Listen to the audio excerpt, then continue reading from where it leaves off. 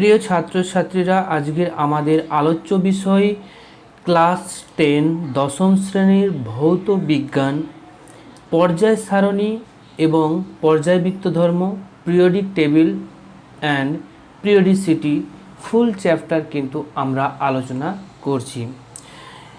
এই জন্যই তোমরা ভিডিওটাকে সম্পূর্ণরূপে দেখবে, কারণ সম্পূর্ণ পর্যায় সারণী নির্দিষ্ট করে তোমাদের বোঝার স্বার্থে আজকের আমাদের এই ভিডিওতে কোনো রকমের তোমরা স্ক্রিপ্ট না করে শেষ পর্যন্ত দেখলে অনেকখানি উপকৃত হবে এবং ভবিষ্যতে পর্যায় সারণী বা পর্যাবৃত্ত ধর্মের সম্পর্কে কোনো প্রশ্ন তোমাদের আর আটকাবে না।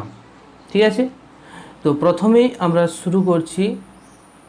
তো বর্তমান যে দিনে দাঁড়িয়ে যদি আমরা দেখি যে কৃত্রিম এবং প্রাকৃতিক মৌলের সংখ্যা তা কিন্তু 118টি বর্তমান দিনে দাঁড়িয়ে। ঠিক আছে, তো ভৌত এবং রাসায়নিক ধর্ম বলতে কি বোঝায়? ভৌত ধর্ম বলতে তাদের বাহ্যিক কোনো কিছু পরিবর্তন, তাদের বাহ্যিক স্মেল বা গন্ধ, বাহ্যিক আকার আকৃতি, এই সম্পর্কিত ঘটনাগুলো। রাসায়নিক পরিবর্তন তাদের পদার্থের যে মৌল, সে মৌলের পরমাণুর মধ্যে পরিবর্তন। ঠিক আছে, তো এই 118টি মৌলকে তাদের বিভিন্ন ভৌত এবং রাসায়নিক ধর্মের সাদৃশ্যের উপর ভিত্তি করে মৌলগুলোকে শ্রেণীবদ্ধ করা হয়েছে। সেই শ্রেণীবদ্ধকরণ পদ্ধতি কিন্তু একদিনে রাতারাতি হয়নি, সেটা দীর্ঘকাল বৈজ্ঞানিকদের প্রচেষ্টার ফলে আমরা বর্তমান দিনে যে পর্যায় সারণীর যে সারণী বা টেবিলটা আমরা পেয়েছি, আমাদের বাজার থেকে আমরা কিনলে 10-20 টাকাতে কিনে নিতে পারি, সেই পর্যায় সারণী তৈরি হয়েছিল। ঠিক আছে, তো সেই যে অতীতের কিছু ইতিহাস এবং তার সাথে যুক্ত কিছু ধর্ম, সেই সম্পর্কিত সমস্ত কিছু নিয়েই কিন্তু আমরা এই পর্যায় সারণী আরম্ভ করব। ঠিক আছে, তো প্রথমেই যে জিনিসটা আমরা জেনে নেব তা হচ্ছে ডোবেনিয়ারের ত্রয়ী সূত্র। এই ডোবেনিয়ারের ত্রয়ী সূত্র বিজ্ঞানী ডোবেনিয়ার আবিষ্কার করেছিলেন। তার ত্রয়ী সূত্রটাকে আমরা ল অফ থার্ডস বলে উল্লেখ করেছেন। তো রাসায়নিক ধর্মের সাদৃশ্য আছে এই রকম 3টে মৌলকে, ঠিক আছে, পরপর যদি আমরা সাজাই, যেমন 3টে মৌল ধরে নিয়েছি, লিথিয়াম, সোডিয়াম, পটাশিয়াম, 3টে মৌলকে পরপর আমরা সাজালাম। ঠিক আছে, তাদের পারমাণবিক ভরের ভিত্তিতে। ঠিক আছে, তাহলে কার ভিত্তিতে আমরা সাজাবো?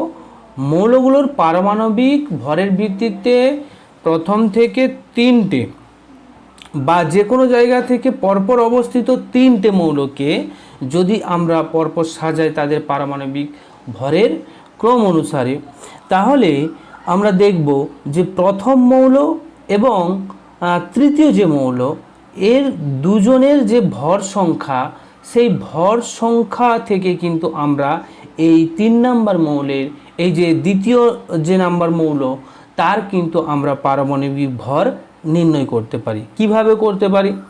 দেখো, লিথিয়াম, সোডিয়াম, পটাশিয়াম, লিথিয়ামের পারমাণবিক ভর 7 এবং পটাশিয়ামের 39।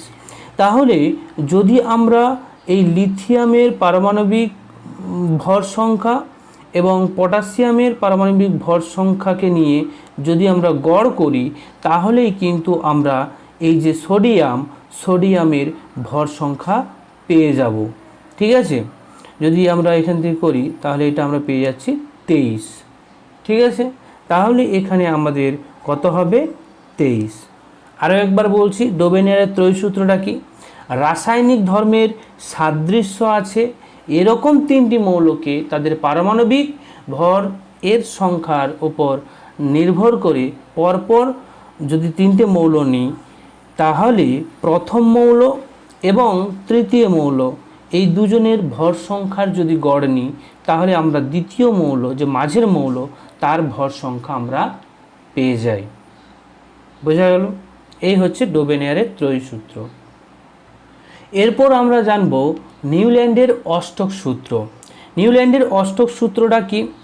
যে মৌলের ক্রমবর্ধমান যে পারমাণবিক ওজন বা ভর সংখ্যা, ঠিক আছে, পারমাণবিক ওজন বা ভর সংখ্যা, তাহলে কি বলবো যে মৌলের ক্রমবর্ধমান পারমাণবিক ওজন বা ভর অনুসারে সাজালে একটি মৌল থেকে শুরু করে পরবর্তী অষ্টম মৌলের ভৌত রাসায়নিক ধর্মের পুনরাবৃত্তি ঘটবে। কি বললাম, যে একটা মৌল থেকে যদি শুরু করি এইরকম 1 2 3 4 5 6 7 8 8 পর্যন্ত যাওয়ার পর 8 নাম্বার যে মৌল, সেই মৌলে কিন্তু প্রথম মৌলের মতো ভৌত রাসায়নিক ধর্মের সাদৃশ্য লক্ষ্য করব। ঠিক আছে, তাহলে বলতে পারি যে অষ্টম মৌলের ভৌত রাসায়নিক ধর্মের পুনরাবৃত্তি ঘটেছে। ঠিক আছে, তো নিউল্যান্ডের এই অষ্টক সূত্র কার্যকর হয় সাধারণত পারমাণবিক ভর 40 পর্যন্ত। ঠিক আছে, পারমাণবিক ভর 40 কার? ক্যালসিয়াম। তাহলে ক্যালসিয়াম পর্যন্ত মৌলের ক্ষেত্রে অষ্টক সূত্রটা সাধারণত কার্যকর হয়। তার বেশি পারমাণবিক ভরের মৌলগুলোর ক্ষেত্রে কিন্তু আর সেভাবে অষ্টক সূত্র কার্য করবে না।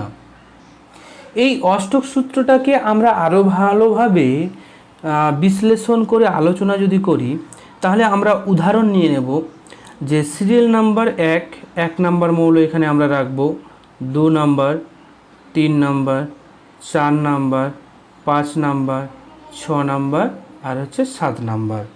ঠিক আছে, তো এখানে আমরা যদি প্রথম মৌল নিই হাইড্রোজেন, ঠিক আছে, তারপরেরটা হবে লিথিয়াম, তারপর হবে বেরিলিয়াম, তারপর হবে বোরন, কার্বন, নাইট্রোজেন, তারপর হচ্ছে অক্সিজেন, এবং অষ্টম যে মৌলটা আসছে সেটা হয়ে যাবে কি? ফ্লোরিন। সেই ফ্লোরিনটা কিন্তু আবার এই প্রথম মৌলের সঙ্গে ভৌত এবং রাসায়নিক ধর্মের সাদৃশ্য থাকার জন্য আমরা প্রথম মৌলের সাথেই রেখে দেব। ঠিক আছে, এরপর কি আসবে? সোডিয়াম আসবে, সোডিয়াম, তারপর আমরা নিয়ে নিচ্ছি ম্যাগনেসিয়াম, তারপর হচ্ছে অ্যালুমিনিয়াম, তারপর হচ্ছে সিলিকন, তারপর হচ্ছে ফসফরাস, তারপর সালফার। সালফারের পর যেটা আসছে ক্লোরিন, তা কিন্তু এই দেখো এই যে তোমার সোডিয়ামের সঙ্গে সাদৃশ্য থাকার জন্য সেইখানে চলে আসবে। ঠিক আছে, এইভাবে ফিল আপ করলাম আমরা। ক্লিয়ার? তো এটাকে মনে রাখার জন্য আমরা যে গান বাজনার ক্ষেত্রে যে সপ্তম সুরের কথা আমরা জানি, সেই সপ্তম সুরকে আমরা ব্যবহার করব। যে 1 নম্বর সিরিয়ালে যেটা থাকবে সেটাকে আমরা সা বলবো, 2 নম্বরে যেটা থাকবে সেটাকে আমরা রে বলবো, 3 নম্বরে যেটা থাকবে সেটাকে আমরা গা বলবো, তারপর হচ্ছে মা, তারপর হবে পা, তারপর হবে ধা, তারপর হবে নি। অর্থাৎ আমরা সপ্তম সুরের যেইভাবে গান বাজনার সময় আলোচনা করা হয় ঠিক সেই রকমভাবে। তাহলে প্রথম মৌল থেকে একদম 7 সুর পর্যন্ত সা রে গা মা পা ধা নি, নি আসার পর যেই রকম আবার আমাদের স্কেলটাকে ঘুরিয়ে নিয়ে যেতে হয় সাথে, ঠিক সেই রকমভাবে কিন্তু যখন নি চলে আসবে তখন বুঝে নিতে হবে তারপরের যে মৌলটা আসছে সেটা কিন্তু অবশ্যই সাহের ঘরে যাবে। ঠিক আছে, তো এইভাবে কিন্তু আমরা বলতে পারি যে অষ্টক সূত্রের ক্ষেত্রে যে পরপর 1 থেকে 7 পর্যন্ত মৌল হওয়ার পর অষ্টম যে মৌলটা আসবে সেটা কিন্তু পুনরায় প্রথম মৌলের সঙ্গে ভৌত ও রাসায়নিক ধর্মের সাদৃশ্য থাকবে এবং তারা একই ধর্ম প্রদর্শন করবে। এটাই হচ্ছে নিউল্যান্ডের অষ্টক সূত্র। বোঝা গেল আশা করি। এরপর আমরা জেনে নেব লোথার মেয়ারের ধারণা। দেখো লোথার মেয়ারের ধারণার ক্ষেত্রে দেখো লোথার মেয়ার বিজ্ঞানী সর্বপ্রথম কিন্তু সমভৌত ধর্ম বিশিষ্ট অর্থাৎ ফিজিক্যাল প্রপার্টি সমান এই রকম মৌলগুলোকে তিনি একই শ্রেণীভুক্ত করার চেষ্টা করেছিলেন এবং তিনি পারমাণবিক আয়তন লেখ অর্থাৎ অ্যাটমিক ভলিউম কার্ভ তিনি প্রথম দিয়েছিলেন। আরও একবার বলছি, লোথার মেয়ার সর্বপ্রথম কিন্তু সমভৌত ধর্ম বিশিষ্ট মৌলগুলোকে একই শ্রেণীভুক্ত করার চেষ্টা করেছেন এবং তিনি পারমাণবিক আয়তন লেখ বা অ্যাটমিক ভলিউম কার্ভ দিয়েছিলেন। তো এই অ্যাটমিক ভলিউম কার্ভ বা পারমাণবিক আয়তন লেখটা কি, সেই বিষয়ে আমাদের আগে ধারণা নিতে হবে। এই পারমাণবিক আয়তন লেখার ক্ষেত্রে লোথার মেয়ার কী করেছিলেন, একটা ছক কাগজ নিয়েছিলেন, ঠিক আছে। সেই ছক কাগজে ওয়াই অ্যাক্সিস বরাবর মৌলের পারমাণবিক আয়তনকে নিয়েছিলেন এবং এক্স অ্যাক্সিস বরাবর, যেটা হচ্ছে ভূমির সঙ্গে অনুভূমিক, সেটাকে নিয়েছিলেন মৌলের পারমাণবিক ভর। তারপর তিনি কী করেন, মৌলের পারমাণবিক আয়তন সমান আমরা সেখানে দিয়েছিলেন তিনি যে গ্রাম পারমাণবিক ভর বাই ঘনত্ব। কোনো মৌলের পারমাণবিক আয়তন সমান আমরা কি নির্ণয় করতে পারি, গ্রাম আণবিক ভর, মৌলের গ্রাম আণবিক ভর ডিভাইডেড বাই ঘনত্ব গ্রাম সিসিতে। তাহলেই তো আমরা কি পাবো, মৌলের পারমাণবিক আয়তন পাবো, ঠিক আছে। সেই পারমাণবিক আয়তনকে ওয়াই অ্যাক্সিস বরাবর, যেটা উল্লম্ব ভূমির সাথে ছক কাগজে, আর এক্স অ্যাক্সিস অর্থাৎ যেটা ভূমির সাথে হচ্ছে অনুভূমিক, সেটাকে মৌলের পারমাণবিক ভর হিসেবে চিহ্নিতকরণ করে রেখাঙ্কিত করে এবং রেখাঙ্কিত করে সেইখান থেকে তিনি একটা যে অ্যাটমিক ভলিউম কার্ভ দেন, ঠিক আছে। তিনি যে সিদ্ধান্তে এসেছিলেন সেই সিদ্ধান্তটা কি, মৌলগুলো ভৌত ধর্ম সমূহ অর্থাৎ তাদের যে ফিজিক্যাল প্রপার্টি, সেই পারমাণবিক ভর বৃদ্ধির সাথে সাথে পর্যায়ক্রমে আবর্তিত হচ্ছে। আরও একবার বলছি, মৌলগুলির ভৌত ধর্মসমূহগুলো পারমাণবিক ভর বৃদ্ধির সঙ্গে সঙ্গে পর্যায়ক্রমে আবর্তিত হচ্ছে। তাহলে দেখা যাক লোথার মেয়ারের যে ধারণাটা ছিল, সেইখান থেকে যে অ্যাটমিক ভলিউম কার্ভ বা পারমাণবিক আয়তন লেখ যেটা পেয়েছিল, তার গ্রাফিক্যাল রিপ্রেজেন্টেশন কেমন, তোমরা স্ক্রিনে লক্ষ্য করো আর অডিওটা ভালো করে শুনবে, ঠিক আছে। দেখো, প্রথমেই যেটা হবে, ক্ষার ধাতুগুলো যেমন হচ্ছে লিথিয়াম, সোডিয়াম, পটাশিয়াম, রুবেরিয়াম, সিজিয়াম, এদের কিন্তু পারমাণবিক আয়তন সর্বাধিক হয়, ঠিক আছে। তো সর্বাধিক হওয়ার জন্য এরা কিন্তু লেখচিত্রের প্রতি তরঙ্গের শীর্ষে অবস্থান করেছে, তোমরা দেখতে পাচ্ছ একদম তরঙ্গের শীর্ষে অবস্থান করেছে lithium, sodium, potassium, rubidium, caesium, francium, ঠিক আছে। আর দ্বিতীয়ত হচ্ছে ক্ষারীয় মৃত্তিকা ধাতুগুলো যেমন ম্যাগনেসিয়াম, ক্যালসিয়াম, স্ট্রনসিয়াম, বেরিয়াম, এগুলো কিন্তু ক্রমহ্রাসমান অংশে অবস্থান করছে, অর্থাৎ যেখানে ওই শীর্ষগুলো কমে কমে আসছে, ঠিক আছে, সেই অংশে অবস্থান করেছে। আর হ্যালোজেন মৌলগুলোর যেমন হচ্ছে ফ্লোরিন, ক্লোরিন, ব্রোমিন, আয়োডিন, এগুলো কিন্তু ক্রমবর্ধমান অংশে অবস্থান করছে, যেখানে বৃদ্ধি পাবে। এই যে লেখগুলো উপরে উপরে যাচ্ছে, তারপরে যখন নেমে আসছে তখন কিন্তু ক্ষারীয় মৃত্তিকা ধাতু অবস্থান করেছে, আর যখন উপরের দিকে যাচ্ছে তখন কিন্তু হ্যালোজেন মৌলগুলো অবস্থান করেছে, ঠিক আছে। বোঝা গেল লেখচিত্র, ক্লিয়ার? ওকে, এরপর আমরা জানবো মেন্ডেলিফের পর্যায় সূত্র, মেন্ডেলিফ পিরিয়ডিক টেবিল, ঠিক আছে। এটা অতীতকালের মেন্ডেলিফের পর্যায় সূত্র, ঠিক আছে, আগেকারের। তো এখানে কিছু ভুল ত্রুটি থাকবে, পরবর্তীকালে সেটা সংশোধিত হবে। যাই হোক, আমরা সেটাকে জেনে নেব। পর্যায় সূত্রটা কি, মেন্ডেলিফের পর্যায় সূত্রটা কি, মৌলগুলোকে ক্রমবর্ধমান পারমাণবিক গুরুত্ব বা ভর অনুসারে সাজালে। আরও একবার বলছি, মৌলগুলোকে ক্রমবর্ধমান পারমাণবিক গুরুত্ব বা ভর আকারে যদি সাজানো হয়, এখানে কিন্তু পারমাণবিক গুরুত্ব বা ভর, ঠিক আছে, এই জায়গাটা ভালো করে মাথায় রাখবে। পারমাণবিক গুরুত্ব বা ভর এই সংখ্যার উপর নির্ভর করে মৌলগুলোকে তাদের ভৌত এবং রাসায়নিক ধর্মের পর্যায়ক্রমে পুনরাবৃত্ত করেন এবং পর্যায় সারণীতে স্থান দেন। তাহলে তোমাদের যদি বলে দেওয়া হয় যে মেন্ডেলিফের পর্যায় সূত্রের ভিত্তিটা কি, তখন তোমরা বলে দিবে পারমাণবিক গুরুত্ব বা ভর, কোনো মৌলের পারমাণবিক গুরুত্ব বা ভর, ঠিক আছে। তো এইখানে যে পর্যায় সারণী মেন্ডেলিফ দিয়েছিলেন, সেই পর্যায় সারণীর পর্যায় সংখ্যা কটি ছিল, পর্যায় সংখ্যা ছিল 7টি। কটা পর্যায়? 7টি পর্যায়, ঠিক আছে।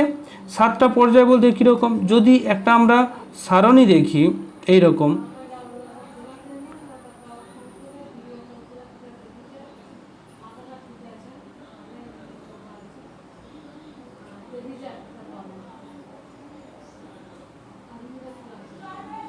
ঠিক আছে। তো এই রকম, তাহলে এখানে দেখো পর্যায় যে পর্যায়ের কথা বলছি, পর্যায় বলতে এই বরাবর, ঠিক আছে, অর্থাৎ বাম দিক থেকে ডান দিক বরাবর, এইটাকে বলা হয় পর্যায়। ঠিক আছে, বুঝতে পারছো? যদি না বুঝতে পারো তাহলে আরেকবার দেখে নাও। তাহলে এইটাকে আমরা কি বলবো? পর্যায়। তাহলে এখানে অনেকগুলো পর্যায় অবস্থান করেছে একটা একটা করে, ঠিক আছে। আর এখানে শ্রেণী বলতে কোনটাকে বোঝাচ্ছে? শ্রেণী বলতে দেখো ওপর থেকে নিচ বরাবর যেটা, সেইগুলোকে আমরা কি বলবো? শ্রেণী, উপর থেকে নিচ বরাবর। ক্লিয়ার? তাহলে পর্যায়ে আমরা কি জানলাম? যে ভূমির সঙ্গে অনুভূমিক থাকবে, ভূমির সাথে অনুভূমিক, আর পর্যায়গুলোকে লেখা হয় 1, 2, 3, 4, 5, 6, 7 এইভাবে কিন্তু লেখা হয়। ঠিক আছে, তাহলে এরকম করে এটা 1 হয়ে যাবে, এটা 2, এটা হয়ে যাবে 3, এটা 4, 5, এরকম করে 6, 7 পর্যন্ত থাকবে। ঠিক আছে, এবার যদি শ্রেণী বলি, শ্রেণীগুলো দেখো ওপর থেকে নিচ, ওপর থেকে নিচ, ওপর থেকে নিচ, ওপর থেকে নিচ, ওপর থেকে নিচ, এই ওপর থেকে নিচে, ওপর থেকে নিচে। ঠিক আছে, বোঝা গেল? এই ওপর নিচ বরাবর, অর্থাৎ যদি আমরা ছক কাগজে ভূমির সঙ্গে তুলনা করি তাহলে ভূমির সাথে কিন্তু উল্লম্ব থাকে, ভূমির সাথে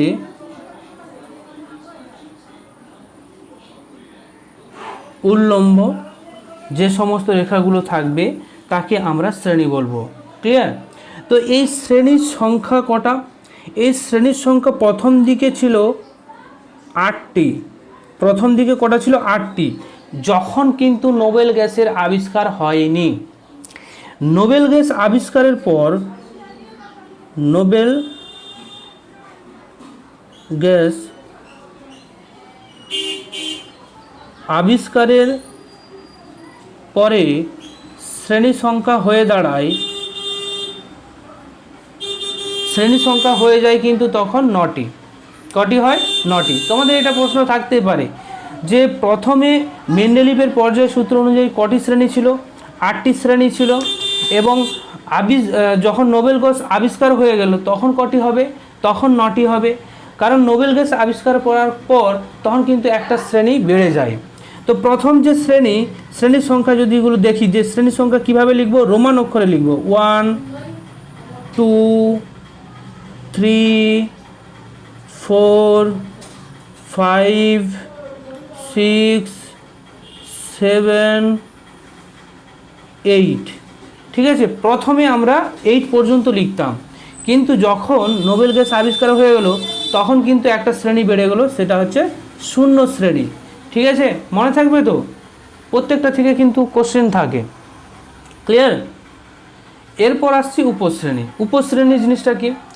উপশ্রেণী হচ্ছে মেন্ডেলিভের পর্যায় সারণীতে দেখবে যে একটা শ্রেণীর মধ্যে দুটো কিন্তু এ আর বি উপশ্রেণী ছিল। একই রকম ধর্মের সাদৃশ্য আছে যেগুলোকে একই শ্রেণীতে ফেলে তাদের আবার পার্থক্য করার চেষ্টা করেছে। তো এই জন্য উপশ্রেণী এসেছিল। তো উপশ্রেণীগুলো সাধারণত এ আর হচ্ছে বি দিয়ে চিহ্নিতকরণ করা হয়, দিয়ে চিহ্নিতকরণ করেন। এবারে আমাদের এখানে প্রশ্ন আসবে যে কোন কোন শ্রেণীর উপশ্রেণীগুলো আছে আর কোনগুলো নেই। তো আমরা 1 থেকে যদি দেখি, 1 নম্বর শ্রেণী থেকে একদম 7 নম্বর শ্রেণী পর্যন্ত তাদের কিন্তু উপশ্রেণী ছিল। ঠিক আছে, কিন্তু 8 নম্বরের ক্ষেত্রে, 8 নম্বর যে শ্রেণী, সেই শ্রেণীতে কিন্তু কোনো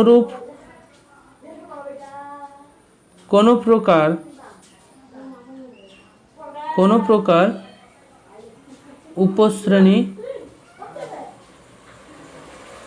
ছিল না। কিন্তু উপশ্রেণী না থাকলেও এই যে 8 নম্বর শ্রেণীতে কিন্তু 3টে করে মৌলের অবস্থান করিয়েছিল, 3টি করে মৌলের অবস্থান করে। কি বললাম বুঝতে পারলে তো? এই 8 নম্বর শ্রেণীতে কোনো উপশ্রেণী নেই, কিন্তু 3টে করে মৌলকে অবস্থান করিয়েছিলেন। এটা পরবর্তীকালে মেন্ডেলিভের পর্যায় সূত্রের ত্রুটি হবে। ঠিক আছে, ক্লিয়ার? আর এখানে শূন্য শ্রেণীর কোনো উপশ্রেণী ছিল না, কোনো উপশ্রেণী ছিল না। ঠিক আছে, শূন্য শ্রেণীরও কিন্তু উপশ্রেণী থাকবে না। এবং এদের যে উপশ্রেণীগুলো সেটা কিভাবে লেখা হতো সেইগুলো দেখো। যেমন 1 শ্রেণী যদি ধরতাম, তার উপশ্রেণী কী হতো? 1-এর এ আর হচ্ছে বি। ঠিক আছে, আবার 2 এর ক্ষেত্রে কী হবে? এ আবার বি। 3-এর ক্ষেত্রে কী হবে? এ আবার বি। এইভাবে কিন্তু তোমরা শ্রেণীটা দেখবে পিরিয়ডিক টেবিল। তোমরা যদি একটু দেখতে চাও তাহলে ডিসপ্লেতে আমি দিচ্ছি, দেখো। মেন্ডেলিভের পর্যায় সারণী আগেকারের, এখনকারের না, অনেক অতীতে, যেটা আগে সর্বপ্রথম দিয়েছিল। ঠিক আছে, তো সর্বপ্রথম তিনি 63টা মৌলকে নিয়েই কিন্তু পর্যায় সারণীতে স্থান দিয়েছিল। সেই ছবিটাই কিন্তু তোমরা ডিসপ্লেতে দেখতে পাচ্ছ। পিরিয়ড বা পর্যায়টা 1, 2, 3, 4, 5 এরকম করে এসেছে। ঠিক আছে, আর গ্রুপের ক্ষেত্রে 1, 2, 3 করে আমরা 8 পর্যন্ত, যখন নোবেল গ্যাস আবিষ্কার হয়নি তখনকারের ক্ষেত্রে বলছি।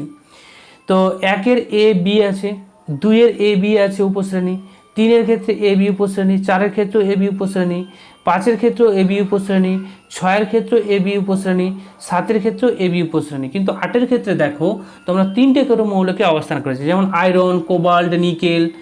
ঠিক আছে, এইগুলো কিন্তু দেখো একই সঙ্গে অবস্থান করেছে 8 নম্বর শ্রেণীতে। আশা করি জিনিসটা বুঝতে পেরেছো। ওকে,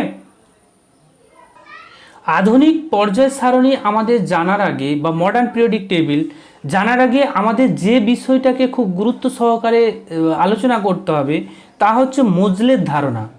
মোজলের ধারণাটা কী ছিল সেই বিষয়টা না জেনে আমরা আধুনিক পর্যায় সূত্রটা ব্যাখ্যা করতে পারবো না। তাই মোজলের ধারণার উপর বেস করেই কিন্তু আধুনিক পর্যায় সারণী প্রতিষ্ঠিত হয়েছিল। সেই বিষয়টা আমরা একটু জেনে নিই। দেখো, মোজলের ধারণাটা ছিল যে ধাতুর যে পরমাণু, ঠিক আছে, সেই পরমাণুর যে ক্রমাঙ্ক, যেটাকে আমরা জেড দ্বারা ডিনোট করি, ক্লাস 9-এ পড়ে এসেছো, যে পরমাণু ক্রমাঙ্কর সহিত উৎপন্ন যে এক্স রশ্মির যে কম্পাঙ্ক, সেই কম্পাঙ্কের পরিবর্তন সংক্রান্ত তিনি একটা পরীক্ষা করেন। ঠিক আছে, তো পরীক্ষা করে তিনি জানান, অ্যাকচুয়ালি এখানে কি করেছিল, ধাতুর ওপর এক্স রে রশ্মির কম্পাঙ্কের পরিবর্তন ঘটিয়ে একটা পরীক্ষা করেছিল। এবং সেই পরীক্ষার যে প্রাপ্ত রেজাল্ট, সেই রেজাল্ট বা ফলাফল, সেই ফলাফল থেকেই সিদ্ধান্তে আসেন যে মৌলের রাসায়নিক ধর্ম এবং মৌলের যে রাসায়নিক ধর্মের যে পরিবর্তন, সেই পরিবর্তন কিন্তু মৌলের পরমাণু ক্রমাঙ্কের ওপর নির্ভর করে। এখানে পারমাণবিক ভর সংখ্যা বা পারমাণবিক গুরুত্বের ওপর নির্ভর করে না। আগের আমাদের ধারণা ছিল মৌলের ভৌত রাসায়নিক ধর্মগুলো পারমাণবিক গুরুত্ব বা ভর সংখ্যার ওপর পুনরাবৃত্ত হচ্ছিল। কিন্তু মোজলের পরীক্ষার পর থেকেই সিদ্ধান্ত নেওয়া হয় যে মৌলের রাসায়নিক ধর্মর পরিবর্তন মৌলের পরমাণুর ক্রমাঙ্কের ওপর নির্ভর করেই কিন্তু ঘটে। তাই আধুনিক পর্যায় সারণীতে এই মৌলের পরমাণু ক্রমাঙ্কের ওপর বেস করেই কিন্তু তৈরি হয়েছিল।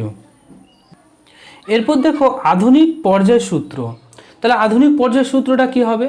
বিভিন্ন যে মৌল তাদের ভৌত এবং রাসায়নিক যে ধর্ম, সেই ভৌত এবং রাসায়নিক ধর্ম কিন্তু মৌলগুলোর পারমাণবিক ক্রমাঙ্ক বৃদ্ধির সঙ্গে বা বৃদ্ধির সাথে সাথে পর্যায়ক্রমে পুনরাবৃত্ত হবে। ঠিক আছে, পারমাণবিক ক্রমাঙ্কের বৃদ্ধির সাথে সাথে পর্যায়ক্রমে পুনরাবৃত্তি ঘটবে। এটাই হচ্ছে আধুনিক পর্যায় সূত্র। আরও একবার বলছি যে বিভিন্ন মৌলের ভৌত এবং রাসায়নিক ধর্মগুলি মৌলগুলির পারমাণবিক ক্রমাঙ্ক বৃদ্ধির সাথে সাথে পর্যায়ক্রমে পুনরাবৃত্ত হয়। এটা হচ্ছে আধুনিক পর্যায় সূত্র। তো আধুনিক পর্যায় সারণীতে কটি পর্যায় সংখ্যা ছিল? দেখো, পর্যায় সংখ্যার কোনো পরিবর্তন হয়নি, সেটা 7ই ছিল, 7টাই থাকবে, 7টি। কিভাবে লেখা হতো?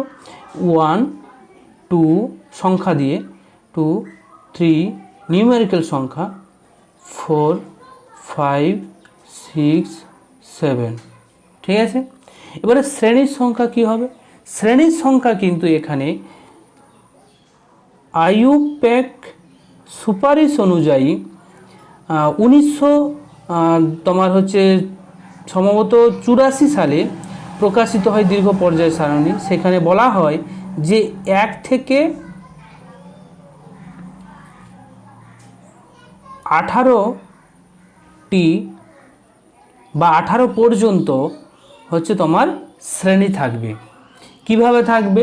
নিউমেরিক্যাল সংখ্যা 1 2 3 4 এইভাবে কিন্তু একদম 17 18 পর্যন্ত শ্রেণী থাকবে, অর্থাৎ 18টি শ্রেণী থাকবে। ঠিক আছে, কটা থাকবে? 18টি শ্রেণী। এখানে কিন্তু কোনো উপশ্রেণী থাকবে না, ক্লিয়ার? বা কোনো জিরো শ্রেণীও থাকবে না। এখানে সব শ্রেণীগুলোকে নিউমেরিক্যালভাবে 1 থেকে 18 পর্যন্ত চিহ্নিতকরণ করা হয়েছে। আধুনিক পর্যায় সারণীর ক্ষেত্রে গ্রুপ 1 যে শ্রেণী, ঠিক আছে, গ্রুপ 1 শ্রেণীটাকে বলা হয় ক্ষার ধাতু বা অ্যালকালি মেটাল, এবং গ্রুপ 2 যেটাকে বলা হয় ক্ষারীয় মৃত্তিকা ধাতু অ্যালকালি আর্থ মেটাল। দেখো, এখানে শ্রেণী এই পর্যায়গুলো কিন্তু তোমার অনুভূমিকই থাকবে, আর শ্রেণীগুলো কিন্তু উল্লম্ব থাকবে, ওপর নিচে। ঠিক আছে, এখানে কোনো পরিবর্তন নেই, তাই ওটা আর বললাম না। তো গ্রুপ 2তে থাকবে ক্ষারীয় মৃত্তিকা ধাতু, যেগুলোকে বলা হয় অ্যালকালি আর্থ মেটাল। যদি তোমাদের বলে দেয় ক্ষারীয় ধাতুগুলো আধুনিক পর্যায় সারণীতে কোথায় অবস্থান করে, তখন তোমরা বলে দেবে 1 নম্বর শ্রেণীতে অবস্থান করে। মৃত্তিকা ধাতুগুলো, ক্ষারীয় মৃত্তিকা ধাতু কোন শ্রেণীতে অবস্থান করে, তখন বলে দেবে 2 নম্বর শ্রেণীতে। আর যদি সন্ধিগত মৌলগুলোর ব্যাপারে বলে যে সন্ধিগত মৌলগুলো কোথায় অবস্থান করবে, তা হচ্ছে শ্রেণী 3 থেকে 12 পর্যন্ত, 3 থেকে 12 শ্রেণী পর্যন্ত যে শ্রেণী, তাতে কিন্তু সন্ধিগত মৌল বা ট্রানজিশন এলিমেন্টগুলো অবস্থান করে। এরপর যদি বলে দেয় যে বোরন ফ্যামিলি বা বোরন পরিবার কোথায় অবস্থান করে, তখন বলে দেবে তোমরা আধুনিক পর্যায় সারণীর 13 নম্বর শ্রেণীতে অবস্থান করে। যদি বলে দেয় কার্বন পরিবার কোথায় অবস্থান করে, তখন বলে দেবে যে আধুনিক পর্যায় সারণীর 14 নম্বর শ্রেণীতে অবস্থান করেছে। যদি বলে দেয় যে আধুনিক পর্যায় সারণীর 15 নম্বর শ্রেণীকে কি শ্রেণী নামে চিহ্নিতকরণ করা হয়েছে, তখন বলে দেবে নিকোজেন বা নিকটোজেন গ্রুপ হিসেবে চিহ্নিত করা হয়েছে। যদি বলে চ্যালকোজেন মৌলগুলো কোথায় অবস্থান করে, আধুনিক পর্যায় সারণীর 16 নম্বর শ্রেণীতে চ্যালকোজেন মৌলগুলো অবস্থান করে। যদি বলে দেয় হ্যালোজেন মৌলগুলো কোথায় অবস্থান করে, তখন বলে দেবে যে আধুনিক পর্যায় সারণীর 17 নম্বর শ্রেণীতে হ্যালোজেন মৌলগুলো অবস্থান করবে। যদি বলে দেয় নিষ্ক্রিয় যে গ্যাসীয় মৌলগুলো কোথায় অবস্থান করে বা নোবেল গ্যাসগুলোকে আধুনিক পর্যায় সারণীতে কোথায় স্থান দেওয়া হয়েছে, তখন বলে দেবে যে 18 নম্বর শ্রেণীতে কিন্তু নিষ্ক্রিয় গ্যাস বা নোবেল গ্যাসগুলোকে স্থান দেওয়া হয়েছে। দেখো, আধুনিক পর্যায় সারণী যেটা হয় সেটা তোমরা দেখতে পাচ্ছ। ঠিক আছে, এখানে যে পর্যায়গুলো দেখো, পর্যায়গুলো 1 1 2 3 4 5 6 7 এইভাবে কিন্তু পর্যায়গুলো দিয়ে দিয়েছে। ঠিক আছে, পর্যায়গুলো হচ্ছে তোমার 1 বলতে এখানে হাইড্রোজেন আছে, তারপরে এখানে বোরন, কার্বন, নাইট্রোজেন, 1 বলতে এখানে হাইড্রোজেন আর হচ্ছে হিলিয়াম, দুটো মৌল অবস্থান করেছে, হাইড্রোজেন আর হিলিয়াম। দ্বিতীয় পর্যায়ে lithium, beryllium, boron, carbon, nitrogen, oxygen, fluorine, neon. আর তৃতীয় মৌলে sodium, magnesium, aluminium, silicon, phosphorus, sulphur, chlorine, argon. ঠিক আছে, এবারে চতুর্থ যে পর্যায় আছে তাতে potassium, calcium, strontium, titanium, vanadium, chromium, magnesium, iron, cobalt, nickel, copper, zinc, gallium, germanium, arsenic, selenium, আর হচ্ছে ব্রোমিন, আর হচ্ছে ক্রিপ্টন। ঠিক আছে, এইভাবেই কিন্তু একদম 7 পর্যন্ত রয়েছে। ক্লিয়ার? তো এই যে 1 নাম্বার শ্রেণী 1 নাম্বার, এই যে উপর থেকে নিচ বরাবর hydrogen, lithium, sodium, potassium, rubidium, caesium, francium, এইটাকে বলা হয় ক্ষারীয় ধাতু। এই সব কটাকে কি বলা হবে? ক্ষারীয় ধাতু। ক্লিয়ার? তারপরেরটা দেখো, beryllium, magnesium, calcium, strontium, barium আর হচ্ছে রেডিয়াম, এই ইয়েলো আকারে যেটা আছে সেটাকে ক্ষারীয় মৃত্তিকা ধাতু বলা হয়, 2 নম্বর শ্রেণী। ঠিক আছে, ক্ষারীয় মৃত্তিকা ধাতু।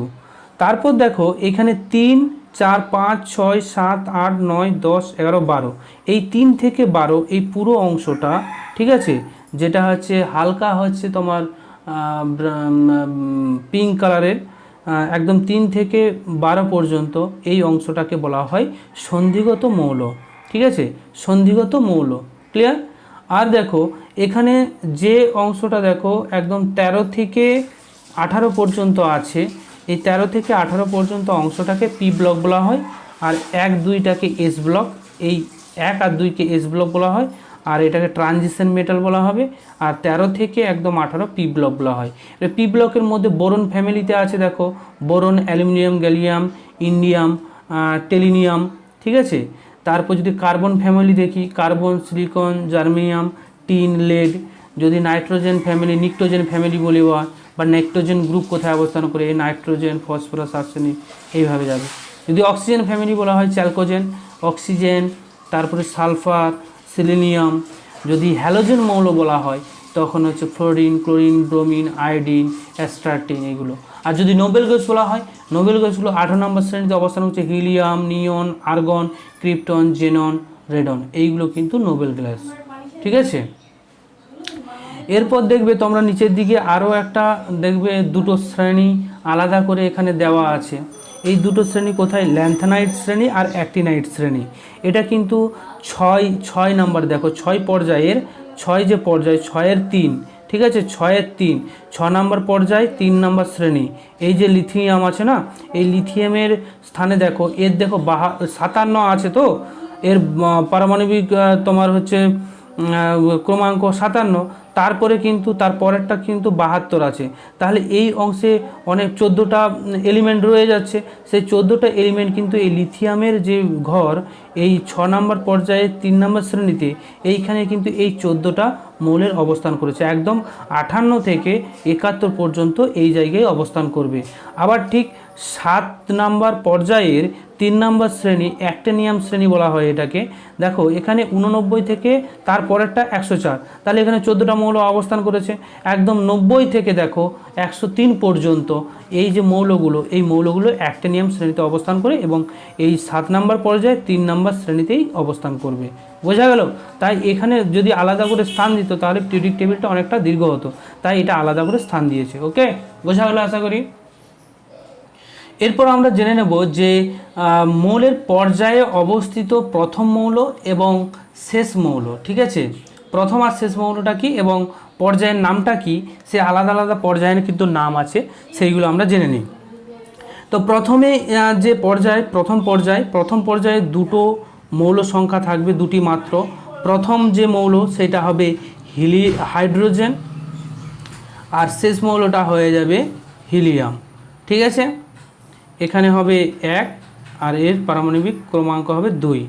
পর্যায়ের নাম কি? পর্যায়ের নাম হচ্ছে অতি হ্রস্ব পর্যায়। ক্লিয়ার? তারপরে দ্বিতীয় পর্যায়ে দেখো এখানে 8টি মৌল থাকবে। তার প্রথমটা হচ্ছে তোমার লিথিয়াম, যার পারমাণবিক ক্রমাঙ্ক 3, এবং শেষটা হবে নিয়ন, যার পারমাণবিক ক্রমাঙ্ক হচ্ছে 10। এটাকে আমরা বলবো প্রথম হ্রস্ব পর্যায়। ঠিক আছে, এরপরে 3 নাম্বার যে তোমার পর্যায় আছে, সেই পর্যায়ে কিন্তু 8টি মৌল থাকবে। প্রথম যে মৌল সেটা হবে সোডিয়াম, পারমাণবিক ক্রমাঙ্ক 11, আর শেষটা হবে আর্গন, যার পারমাণবিক ক্রমাঙ্ক 18। ঠিক আছে, আর এই পর্যায়ের নাম হবে দ্বিতীয় হ্রস্ব পর্যায়। ক্লিয়ার? এরপর আমরা 4 নাম্বারটা দেখব। 4 নাম্বারে কিন্তু 18টি মৌল অবস্থান করবে। এই 18টি মৌলের মধ্যে প্রথম যে মৌলটা অবস্থান করবে সেটা হবে পটাশিয়াম, যার পারমাণবিক ক্রমাঙ্ক হয়ে যাবে 19, আর শেষটা হয়ে যাবে ক্রিপ্টন, যার পারমাণবিক ক্রমাঙ্ক হয়ে যাবে 36। এই পর্যায়ের নামটা হয়ে যাবে প্রথম দীর্ঘ পর্যায়, প্রথম দীর্ঘ পর্যায়। তারপর 5 নাম্বার দেখো পর্যায়টা হয়ে যাবে, 5 নাম্বার পর্যায়ে মৌল সংখ্যা হবে 18টি এবং প্রথম যে মৌলটা হবে রুবিডিয়াম, যার পারমাণবিক যে ক্রমাঙ্ক 37 এবং শেষটা হয়ে যাবে তোমার হচ্ছে জেনন, যেটা হচ্ছে 54 পারমাণবিক ক্রমাঙ্ক। এটাকে বলা হয় দ্বিতীয় দীর্ঘ পর্যায়, দীর্ঘ পর্যায়। ঠিক আছে। এরপর ষষ্ঠ যে তোমার পর্যায় আছে সেখানে কিন্তু 32টি থাকবে এবং সপ্তম পর্যায়েও 32টি থাকবে। তো ষষ্ঠ পর্যায়ে প্রথম মৌলটা হয়ে যাবে সিজিয়াম, যেখানে হচ্ছে তার পারমাণবিক ক্রমাঙ্ক 55, আর রেডিয়াম শেষ মৌল, যার পারমাণবিক ক্রমাঙ্ক 86। এই পর্যায়টাকে বলবো প্রথম অতি দীর্ঘ পর্যায়। তারপরে 7 নম্বর পর্যায়টাকে আমরা বলবো, দেখো এখানে প্রথম যে মৌল ফ্রান্সিয়াম, এগুলো কিন্তু রেডি অ্যাক্টিভ, আর হচ্ছে ইউইউও যেটা হচ্ছে 118 আন। ঠিক আছে, এইভাবে নামকরণগুলো হয় আইপিএসির নাম অনুযায়ী। এটা হয়ে যাবে দ্বিতীয় অতি দীর্ঘ পর্যায়। ক্লিয়ার? তাহলে এইভাবে কিন্তু আমরা পর্যায়ের প্রত্যেকটা মৌলের নাম, প্রথম মৌল, শেষ মৌল এবং পর্যায়ের নামগুলো জানলাম। এগুলো কীভাবে তোমাদের প্রশ্ন আসবে, তোমাদের বলে দেবে অতি হ্রস্ব পর্যায়ে কটি মৌল অবস্থান করে, তখন তোমাদের বলে দিতে হবে 2টি অবস্থান করে। আর যদি বলে দেয় যে প্রথম পর্যায়ে প্রথম মৌলের নাম কি, তখন হাইড্রোজেন বলবে। বলে দিল যে দ্বিতীয় পর্যায়ের প্রথম মৌলের নাম কি এবং দ্বিতীয় পর্যায়কে কি বলা হয়, প্রথম হ্রস্ব পর্যায় বলা হয়। এইভাবে কিন্তু কোশ্চেনগুলো থাকে। তো কোশ্চেন আলোচনা যখন করবো তোমরা অবশ্যই দেখতে পাবে। ওকে, ক্লিয়ার? 7 নাম্বারটা তোমরা দেখতে পাওনি আশা করি, দেখে নাও যে 7 নম্বরে 32 আর ফ্রান্সিয়াম যেটা হচ্ছে 87 আর হচ্ছে তোমার ইউও 118 দ্বিতীয় অতি দীর্ঘ পর্যায়। ক্লিয়ার? দেখো কিছু পরিচিতি সম্পর্কে আমরা জেনে নেব, যে গ্রুপের যে সমস্ত আমরা বৈশিষ্ট্য বা তাদের উদাহরণ কি সেই সম্পর্কে আলোচনা করছি। তো প্রথমেই ক্ষারীয় ধাতু সম্পর্কে আলোচনা করব। দেখো ক্ষারীয় ধাতুর অবস্থানটা কোথায়? ক্ষারীয় ধাতুর অবস্থান হচ্ছে 1 নাম্বার শ্রেণী। ঠিক আছে, যদি আমরা আধুনিকে দেখি আর মেন্ডেলিপে দেখি তখন 1A-তে অবস্থান করবে। উদাহরণ কি? এতে মৌলগুলো কি কি? Lithium, sodium, potassium, rubidium, caesium, francium, এইগুলো হচ্ছে ক্ষারীয় ধাতু। ক্লিয়ার? তো এখানে একটা প্রশ্ন আছে, ক্ষারীয় ধাতু কেন এদের বলা হয়, কেন বলার কারণটা কি? এখানে ক্ষারীয় ধাতু বলার কারণ হচ্ছে এই যে ধাতুগুলো আমরা পেলাম, ক্ষারীয় ধাতুগুলো, সেই মৌলগুলো যেমন lithium, sodium, potassium, rubidium, caesium, এইগুলো কিন্তু অক্সিজেনের সঙ্গে বিক্রিয়া করে সুস্থিত ক্ষারীয় অক্সাইড প্রদর্শন করে, অর্থাৎ সুস্থিত ক্ষারীয় অক্সাইডের উৎপত্তি ঘটায়। ঠিক আছে, সুস্থিত ক্ষারীয় অক্সাইডের উৎপত্তি ঘটায় এবং যদি আমরা জলের সাথে বিক্রিয়া করাই ওই সমস্ত মৌলগুলোকে, 1 নম্বর শ্রেণীর মৌলগুলোকে, তখন তারা কিন্তু তীব্র ক্ষার উৎপন্ন হয়, যেটা হচ্ছে তোমার ধাতব হাইড্রোক্সাইড, যেটা হচ্ছে তীব্র ক্ষার। ঠিক আছে, এই জন্যই কিন্তু আমরা এই 1 নম্বর শ্রেণীর মৌলগুলোকেই আমরা ক্ষার ধাতু হিসেবে চিহ্নিতকরণ করেছি। ঠিক আছে, বিজ্ঞানীরা করেছেন, আমরা জেনেছি। ওকে, যদি বৈশিষ্ট্যগুলো আমরা দেখি তাহলে বৈশিষ্ট্যগুলো দেখো যে যোজ্যতা, ক্ষারীয় ধাতুগুলোর ক্ষেত্রে যোজ্যতা কক্ষে একটি মাত্র ইলেকট্রন অবস্থান করবে, একটা ইলেকট্রন অবস্থান করবে। আর তীব্র তড়িৎ ধনাত্মক ধর্মী হয়, নরম ধাতু এবং উত্তম কিন্তু বিজারক, এরা কিন্তু উত্তম বিজারক হয়। এদের যোজ্যতা এক হবে এবং এরা একটা ইলেকট্রন বহিস্তম কক্ষপথের থেকে ত্যাগ করে দিয়ে M প্লাসে পরিণত হয়, আয়নে পরিণত হবে। ঠিক আছে, হাইড্রোজেনের সাথে এরা বিক্রিয়া করে যে হাইড্রাইড গঠন করবে, এরা কিন্তু হাইড্রাইড গঠন করবে। তাহলে আমরা ক্ষারীয় ধাতুর যে বৈশিষ্ট্যগুলো দেখলাম, যোজ্যতা কক্ষে একটি ইলেকট্রন থাকবে, তীব্র তড়িৎ ধনাত্মক ধর্মী হয়, তীব্র তড়িৎ ধনাত্মক ধর্মী, নরম ধাতু, উত্তম বিজারক, আর হচ্ছে এদের যোজ্যতা এক হবে এবং একটা ইলেকট্রন বর্জন করে M প্লাস হয় আর হাইড্রাইড গঠন করবে। ঠিক আছে, ক্ষারীয় মৃত্তিকা ধাতু সম্পর্কে যদি আমরা আলোচনা করি তাহলে এদের অবস্থানটা কি দেখব। আধুনিক পর্যায় সারণীতে 2 নম্বরে অবস্থান করবে এবং মেন্ডেলিপের পর্যায় সারণীতে 2 রোমানক্ষর 2 এতে অবস্থান করে। ঠিক আছে, এ উপশ্রেণীতে এদের যে সমস্ত মৌলগুলো থাকে সেগুলো কি কি, সেগুলো হচ্ছে বেরিয়াম, ম্যাগনেসিয়াম, ক্যালসিয়াম, স্ট্রনসিয়াম আর বেরিয়াম, রেডিয়াম। ঠিক আছে, এখানে কিন্তু রেডিয়ামটা হচ্ছে তোমার তেজস্ক্রিয়। তো এখানে একটা প্রশ্ন হয় তোমাদের ক্ষেত্রে, দেখো যে 2 নম্বর শ্রেণীর মৌলগুলোকে কেন ক্ষারীয় মৃত্তিকা ধাতু বলা হয়, কেন ক্ষারীয় মৃত্তিকা ধাতু বলা হয়, এর কারণটা কি। দেখো এই মৌলগুলো অক্সাইড গঠন করে এবং সেই অক্সাইডের প্রাচুর্য কিন্তু পৃথিবীতে প্রচুর পরিমাণ পাওয়া যায়, অর্থাৎ মাটিতে পাওয়া যায়। ঠিক আছে, এবং অক্সাইডগুলি ক্ষারীয় প্রকৃতির। অক্সাইডগুলো কি প্রকৃতির হয়, ক্ষারীয় প্রকৃতির হয়। তো পৃথিবীতে বেশি সংখ্যক বা পৃথিবীর যে সারফেস বা মৃত্তিকা তাতে বেশি পরিমাণ পাওয়া যায় এবং যে অক্সাইডগুলো পাবো সেই অক্সাইডগুলো ক্ষারীয় প্রকৃতির।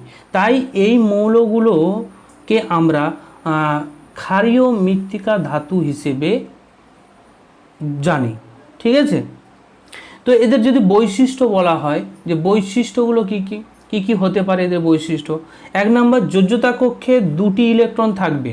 কটা থাকবে? 2টি, এবং 2টো ইলেকট্রন বর্জন করে দিয়ে কিন্তু 2+ যোজ্যতা গঠন করবে বা 2+ আয়ন তৈরি করবে। অধিক সক্রিয় হওয়ার জন্য এরা প্রকৃতিতে মুক্ত অবস্থায় পাওয়া যায় না। অধিক সক্রিয় হওয়ার জন্য প্রকৃতিতে এদের মুক্ত অবস্থায় আমরা পাবো না। তীব্র বিজারক পদার্থ এইগুলো ক্লিয়ার। তাহলে ক্ষারীয় মৃত্তিকা ধাতু সম্পর্কে আমরা সম্পূর্ণ তথ্য জানলাম। এরপর আসছি সন্ধিগত মৌল। সন্ধিগত মৌলের অবস্থান আমরা জানি যে আধুনিক পর্যায়ে 3 নম্বর শ্রেণী থেকে 12 নম্বর শ্রেণী পর্যন্ত অবস্থান করবে এবং যদি পর্যায়ের কথা ভাবি তাহলে 4 নম্বর, 5 নম্বর, 6 নম্বর পর্যায়ের মধ্যে অবস্থান করে। ঠিক আছে, তো সন্ধিগত এই রকম নামকরণ করার কারণটা কি?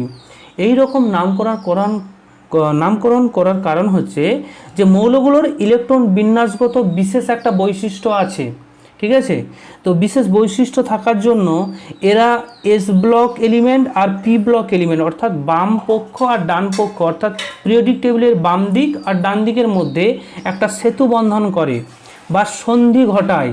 ঠিক আছে, এই জন্য এদের নামকরণ হয়েছে সন্ধিগত ধাতু বা সন্ধিগত মৌল। এরা কিন্তু সবকটাই ধাতু হয়। ক্লিয়ার। তো এদের বৈশিষ্ট্যটা কি? এদের বৈশিষ্ট্য তোমরা দেখতে পাচ্ছ, দেখো যে একাধিক যোজ্যতা প্রদর্শন করবে। এরা একাধিক যোজ্যতা প্রদর্শন করবে, এরা রঙিন হবে এবং সকলেই কিন্তু ধাতু হয় এবং স্থায়ী জটিল যৌগ উৎপন্ন করে এবং এরা পরাচুম্বকীয় চুম্বক ধর্ম দেখাবে এবং সেটা হচ্ছে পরাচুম্বকীয় ধর্ম প্রদর্শন করে সন্ধিগত মৌলগুলি। ওকে, এরপরে আমরা আসছি নোবেল গ্যাস। দেখো নোবেল গ্যাসের অবস্থানটা কোথায়? আধুনিক পর্যায় সারণীতে 18 নম্বর শ্রেণীতে এবং যদি মেন্ডেলিপের ক্ষেত্রে দেখি 0 নম্বর শ্রেণীতে অবস্থান করেছে। হিলিয়াম, নিয়ন, আর্গন, ক্রিপ্টন, জেনন, রেডন এগুলো হচ্ছে তোমার নোবেল গ্যাস। এদের নোবেল গ্যাস কেন বলা হয় বা নিষ্ক্রিয় গ্যাস বলা হয় কারণ কি? এই গ্রুপের মৌলগুলো যোজ্যতা কক্ষে দ্বৈত বা অষ্টক সূত্র পূর্তি সম্পূর্ণ বরাবর থাকে। ঠিক আছে, দ্বৈত সূত্র পূর্তি আছে বা অষ্টক সূত্র পূর্তি আছে, যার জন্য স্থিতিশীল ইলেকট্রন বিন্যাস লাভ করে এবং এরা নিজেদের মধ্যে বা অন্য কোনো মৌলের ক্ষেত্রে তারা কিন্তু বিক্রিয়া করে না, এরা নিষ্ক্রিয় থাকে। তাই এদেরকে আমরা বলবো যে নিষ্ক্রিয় গ্যাস বা নোবেল গ্যাস। এদের বৈশিষ্ট্যগুলো কি কি? এদের বৈশিষ্ট্যগুলো তিনটে দেখো, যেমন সমস্ত মৌলের গ্যাসীয় পদার্থ হয়, শুধু রেডিয়ামটা তেজস্ক্রিয় হবে। যোজ্যতা হচ্ছে তোমার শূন্য হয়, এদের যোজ্যতা শূন্য হয়, ঠিক আছে। আর এরা গ্যাসীয় পদার্থ, এরা এক পরমাণু মৌল। ক্লিয়ার? এর পরের একটা কোশ্চেন আছে দেখো, যে ইউরেনিয়ামতর মৌল কাকে বলে এবং উদাহরণ দাও। দেখো পর্যায় সারণীর সপ্তম পর্যায়ে অবস্থিত, পর্যায় সারণীর সপ্তম পর্যায়ে অবস্থিত ইউরেনিয়ামের পরবর্তী মৌলগুলোকে আমরা ইউরেনিয়ামতর মৌল বলবো।